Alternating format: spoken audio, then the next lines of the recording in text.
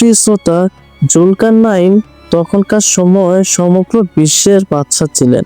অনেক ঐতিহাসিক গণের মধ্যে তিনি ছিলেন বাদশার সিকান্দার, আবার কেউ কেউ তাকে আলেকজান্ডার দ্য গ্রেট হিসেবে অভিহিত করেন।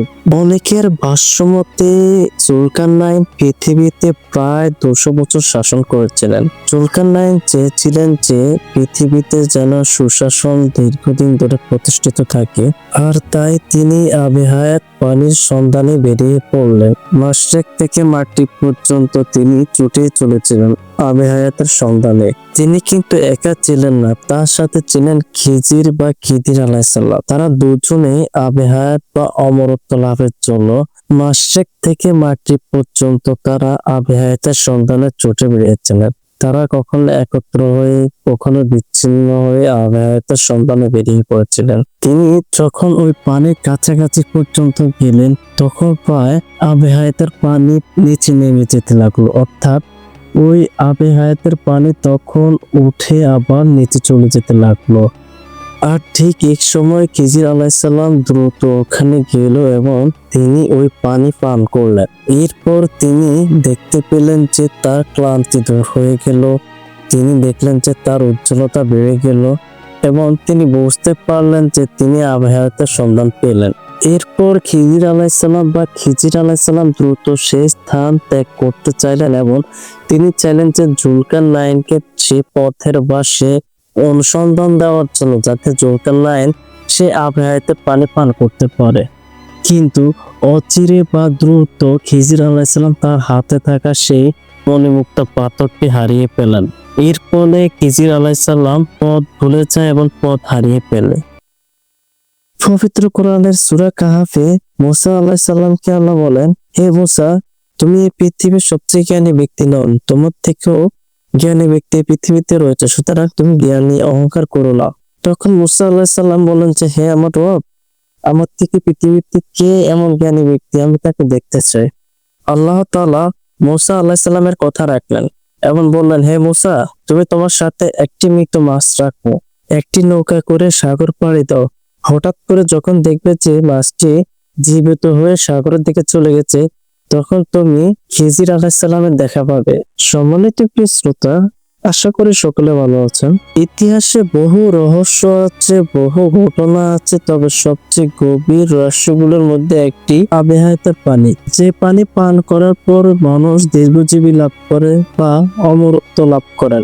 প্রিয় শ্রোতা, জুলকারনাইন তখনকার সময় সমগ্র বিশ্বের বাদশা ছিলেন। অনেক ঐতিহাসিক গণের মধ্যে তিনি ছিলেন বাদশার সিকান্দার, আবার কেউ কেউ তাকে আলেকজান্ডার দ্য গ্রেট হিসেবে অভিহিত করেন। জুলকারনাইন এমন একজন বাদশা ছিলেন যিনি মাশরিক, মাগরিব অর্থাৎ পৃথিবীর পশ্চিম এবং পূর্ব, উত্তর এবং দক্ষিণ সমগ্র বিশ্বকে রাজত্ব করেছিলেন। জুলকারনাইনের মতো পৃথিবীতে মাত্র 4 জন শাসক সারা বিশ্বকে রাজত্ব করেছিলেন।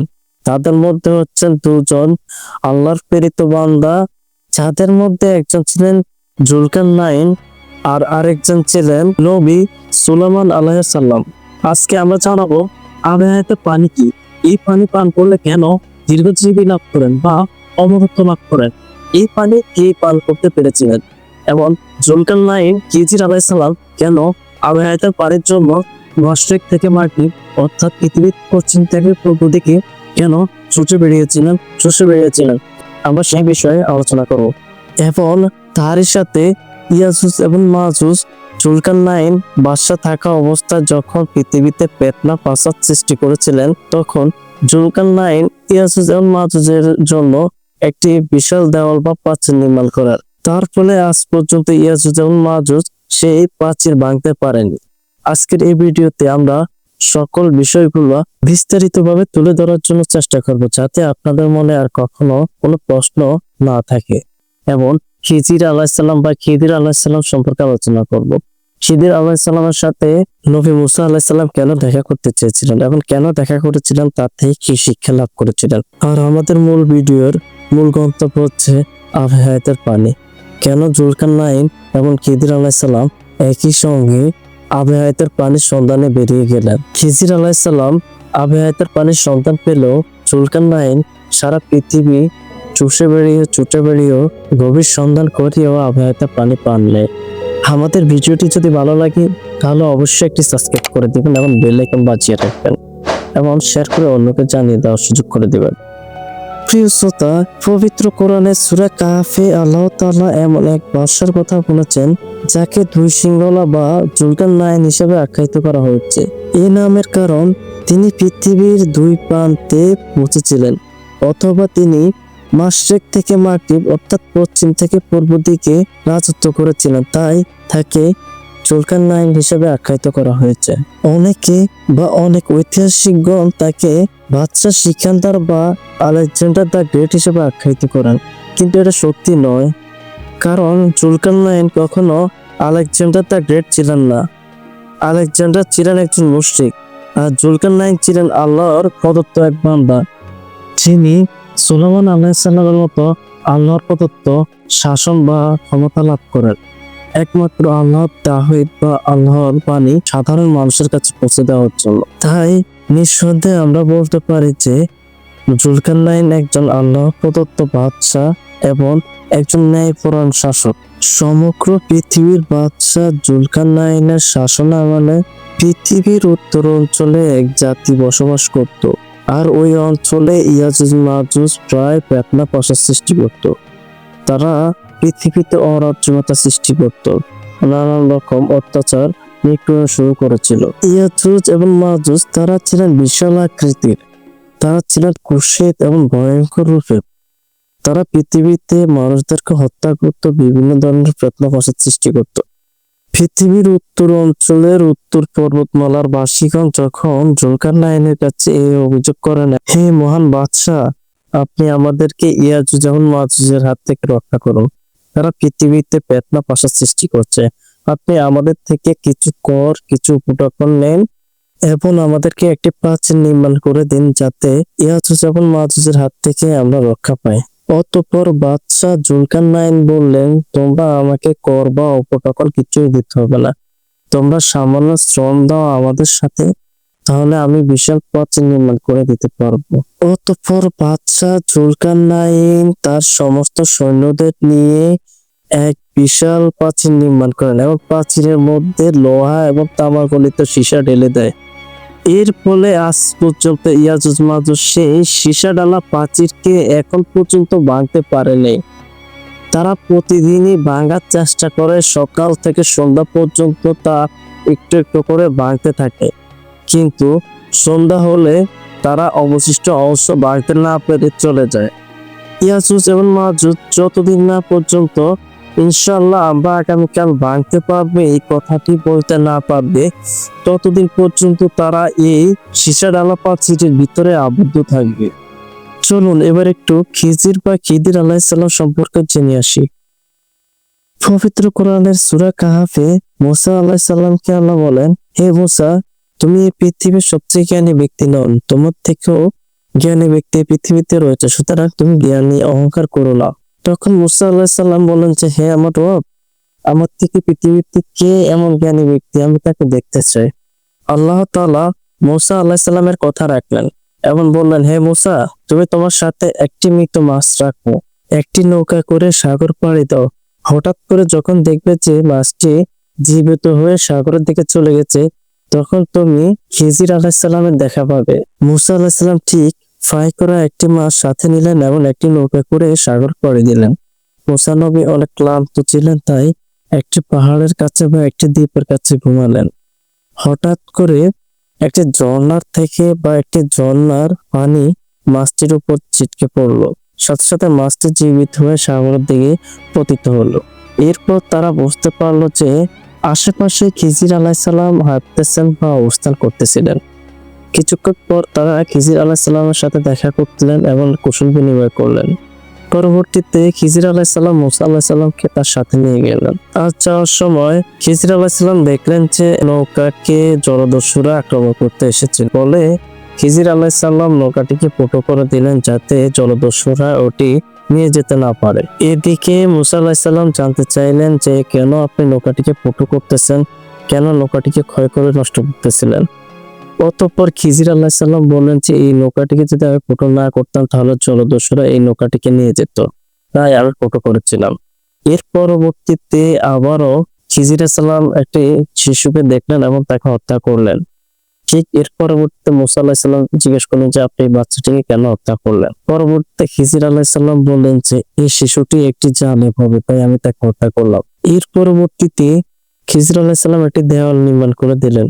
তখনও মুসা নবী জানতে চেয়েছিলেন তিনি কেন এখানে অযথা সময় নষ্ট করে একটি দেওয়াল নির্মাণ করতেছিলেন। তখন খিজির আলাইহিস সালাম বললেন যে এখানে কিছু এতিম শিশুদের হক বা ধনরত্ন গুপ্ত আছে, তাই আমি এটিকে দেওয়াল এবং প্রাচীর নির্মাণ করে দিলাম যেন শিশুটিরা বড় হয়ে তাদের সম্পদ তারা নিজেরা বুঝে পায়।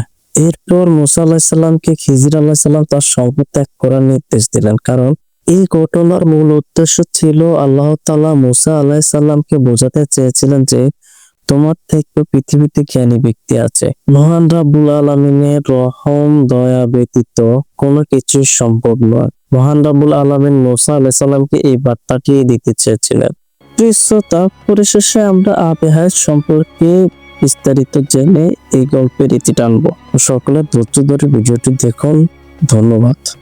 জুলকারনাইন পৃথিবীতে প্রায় 200 বছর সারা বিশ্বের মাশরিক থেকে মাগরিব পর্যন্ত অর্থাৎ পশ্চিম থেকে পূর্ব পর্যন্ত, উত্তর থেকে দক্ষিণ পর্যন্ত সমগ্র বিশ্ব রাজত্ব করেছিলেন। আর জুলকারনাইন ছিলেন আল্লাহর প্রদত্ত একজন বান্দা।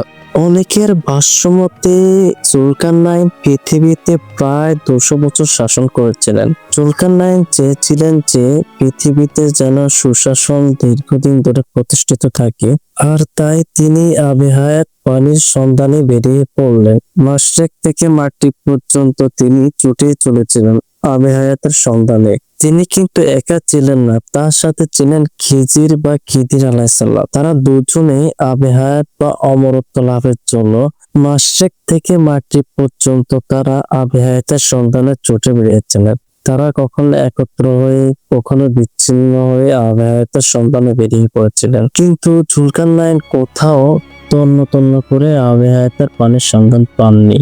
এইদিকে জুলকারনাইন এবং খিজির আলাইহিস সালাম দুটি দলে বিভক্ত হয়েছেন। খিজির আলাইহিস সালাম এবং জুলকারনাইনের সাথে ছিল খুবই মূল্যবান পাথর, যা অন্ধকারও চিকমিক করে বা আলো ছড়ায়। এমন মণিমুক্তা নিয়ে তারা সারা বিশ্বে ছুটে বেরিয়েছিলেন, কিন্তু কোথাও জুলকারনাইন আবেহায়াতের পানির সন্ধান পাননি। অপরদিকে খিজির আলাইহিস সালাম বিচ্ছিন্ন হয়ে ছুটতে ছুটতে বা খুঁজতে খুঁজতে এক অন্ধকার জগতে পৌঁছে গেলেন। তার সাথে ছিল সেই মূল্যবান পাথর যা অন্ধকারও ঝলমল করতে। খিজির আলাইহিস সালাম তার ব্যাগ থেকে বা থলের থেকে সেটি বের করে পথ চলতে লাগলেন। সত্যি বলতে আল্লাহ তাআলা খিজির আলাইহিস সালামকে হাঁটতে হাঁটতে বা চলতে চলতে সেই কূপে কাহাফের নিকট পৌঁছে নিয়েছিলেন বা পৌঁছে দিয়েছিলেন। তিনি এক অন্ধকার জগতে চলে গিয়েছিলেন। মূল্যবান পাথরের ঝিকঝিক আলোর মাধ্যমে তিনি কূপে কাহাফ অর্থাৎ পাহাড়ের গুহার ভিতরে প্রবেশ করলেন। খিজির আলাইহিস সালামের হাতে থাকা সেই মূল্যবান পাথরের মাধ্যমে তিনি গুহার ভিতরে ছুটে গেলেন এবং খুঁজতে লাগলেন আবেহায়াতের পানি। আল্লাহর কি অশেষ রহমত, আল্লাহর কি অশেষ মেহেরবান। তিনি অনেকক্ষণ খোঁজাখুঁজির পর দেখলেন যে তার থেকে কিছুটা দূরে দুধের মতো সাদা কিছু পানি খুব গভীর থেকে উঠতেছে এবং খুব ঝলমল করতেছে। তিনি ওই পানি দেখে বুঝতে পারলেন যে এটা হয়তোবা আবেহায়াতের পানি হতে পারে, কারণ এটা দুধের চেয়েও সাদা, পেশপের থেকে বেশি সুগন্ধি ছিল। তিনি গান শুনতে পেলেন, তাই তিনি ওই পানির দিকে ছুটে গেলেন এবং তিনি যখন ওই পানির কাছাকাছি পর্যন্ত গেলেন তখন প্রায় আবেহায়াতের পানি নিচে নেমে যেতে লাগলো, অর্থাৎ ওই আবেহায়াতের পানি তখন উঠে আবার নিচে চলে যেতে লাগলো। আর ঠিক এক সময় খিজির আলাইহিস সালাম দ্রুত ওখানে গেল এবং তিনি ওই পানি পান করলেন। এরপর তিনি দেখতে পেলেন যে তার ক্লান্তি দূর হয়ে গেল, তিনি দেখলেন যে তার উজ্জ্বলতা বেড়ে গেল এবং তিনি বুঝতে পারলেন যে তিনি আবেহায়াতের সন্ধান পেলেন। এরপর খিজির আলাইহিস সালাম বা খিজির আলাইহিস সালাম দ্রুত সেই স্থান ত্যাগ করতে চাইলেন এবং তিনি চাইলেন যে জুলকারনাইনকে সে পথের বা সে অনুসন্ধান দেওয়ার জন্য, যাতে জুলকারনাইন সে আবে হায়াতের পানি পান করতে পারে। কিন্তু অচিরে বা দ্রুত খিজির আলাইসাল্লাম তার হাতে থাকা সেই মণিমুক্তা পাথরটি হারিয়ে ফেলেন। এর ফলে খিজির আলাইসাল্লাম পথ ভুলে যায় এবং পথ হারিয়ে ফেলে। এরপর থেকে খিজির আলাইসাল্লামের আর কোনো সন্ধান পাওয়া যায়নি। অনেক ঐতিহাসিকবিদরা বলে থাকেন যে খিজির আলাইসাল্লাম এখনো বেঁচে আছেন। আসলে খিজির আলাইসাল্লাম কি এখনো বেঁচে আছেন নাকি তিনি চলে গেছেন এই বিষয়ে আমরা সুস্পষ্টভাবে জানি না, বা স্পষ্টভাবে আমাদের কোনো ধারণা নেই। কিন্তু হযরত মুহাম্মদ সাল্লাল্লাহু আলাইহি সাল্লাম বলেছিলেন যে একটি হাদিসে, তার পরবর্তী 100 বছরের কোনো মানুষ বেঁচে থাকবে না। অর্থাৎ হযরত মুহাম্মদ সাল্লাল্লাহু আলাইহি সাল্লামের পরবর্তী 100 বছর পর তার যুগের কোনো মানুষ বেঁচে থাকবে না। এই কথার ভিত্তিতে বোঝা যায় যে খিজির আলাইহিস সালাম যদিও দীর্ঘজীবী লাভ করেন অথবা দীর্ঘ হায়াত লাভ করেন, কিন্তু তার মানে যে তিনি সারা জীবন বেঁচে থাকবেন তা কিন্তু নয়। হয়তোবা আল্লাহ তাআলা তাকে দীর্ঘ হায়াত দান করেছেন, দীর্ঘজীবী করেছেন, কিন্তু আমরা খিজির আলাইহিস সালামের এরপর কোনো সন্ধান পাইনি। আর খিজির আলাইহিস সালাম কিভাবে আছেন, কোথায় আছেন, আমরা কেউই জানি না। অপরদিকে জুলকারনাইন সারা মাশরিক থেকে মাগরিব পর্যন্ত তন্ন তন্ন করে আবে হায়াতের পানির সন্ধান পাননি। এ থেকে বোঝা যায় যে আল্লাহ তাআলা যাকে আবে হায়াত বা যে কোনো নিয়ামত দান করেন কেবল তিনি পান। বিশেষত এর থেকে বোঝা গেল জুলকারনাইন পৃথিবীর 4 কোণে বা মাশরিক থেকে মাগরিব ছুটে বেরিয়েও আল্লাহর কাছে বিনয়ী ছিলেন। সারা বিশ্বের ক্ষমতা, অসীম ক্ষমতা আল্লাহ তাআলা তাকে দেওয়ার পরও তিনি আল্লাহর পথ প্রদর্শক হিসেবে দায়িত্ব পালন করেছিলেন। কখনো নিজেকে অহংকারী বা অহংকার শাসক হিসেবে উপস্থাপন করেন নাই। অপরদিকে খিজির আলাইহিস সালামকে আল্লাহ তাআলা অপরন্ত জ্ঞান দিয়েছেন এবং আবে হায়াতের মতো পানি পান করার সুযোগ দিয়েছেন। আর এই সবগুলো হলো আল্লাহ তাআলার পক্ষ থেকে এক বিশেষ নিয়ামত বা রহমত। মানুষ যত শক্তিশালী বা জ্ঞানী বা ধনী হোক, আল্লাহর ইচ্ছা ছাড়া কিছুই সম্ভব নয়। যার জ্বলন্ত প্রমাণ হচ্ছে আবে হায়াতের পানি। আবার খিজির আলাইহিস সালাম আবে হায়াতের পানি পান করার পরও আজ পর্যন্ত তার সন্ধান পাওয়া যায়নি। তিনি কি জীবিত আছেন, তিনি কি আমৃত্যু, আমরা কিছুই জানি না। সুতরাং আল্লাহ তাআলার যাকে যা খুশি তা দিয়ে থাকেন, এর বাইরে কেউ তা চাইলেও ভোগ করতে পারেন না। কিন্তু আকস্মিক কথা হলো যে আজও মানুষ খুঁজে বেড়ায় সে আবে হায়াত। আজও মানুষ জানতে চায় যে ইয়াজুজ মাজুজের সেই দেওয়াল কোথায়। আজও মানুষ জানতে চায় আবে হায়াত কোথায়। আজও মানুষ জানতে চায় খিজির আলাইহিস সালাম কোথায়। মহান রব্বুল আলামিন যদি চাইতেন এর পরবর্তীতে কিন্তু হয়তোবা খিজির আলাইহিস সালাম দায়িত্ব লাভ করতে পারতেন। সুতরাং আল্লাহ তাআলার ইচ্ছার বাইরে কোনো কিছুই হয় না। আমরা যতই সফলতার দিকে ছুটি, আমরা যতই ক্যারিয়ারের দিকে দৌড়াই, আমরা যতই আমাদের জীবনকে সাকসেস করার জন্য চেষ্টা করি, আল্লাহর রহমত, আল্লাহর করুণা ছাড়া কিন্তু তা সম্ভব নয়। এই যে আমরা যত কিছুই করি, যত সফলতা আমাদের, তা রবের পক্ষ থেকে, মহান রব্বুল আলামিনের পক্ষ থেকে। আমাদের ভিডিওগুলো যদি ভালো লেগে থাকে তাহলে অবশ্যই একটি সাবস্ক্রাইব করে দিবেন। ধন্যবাদ।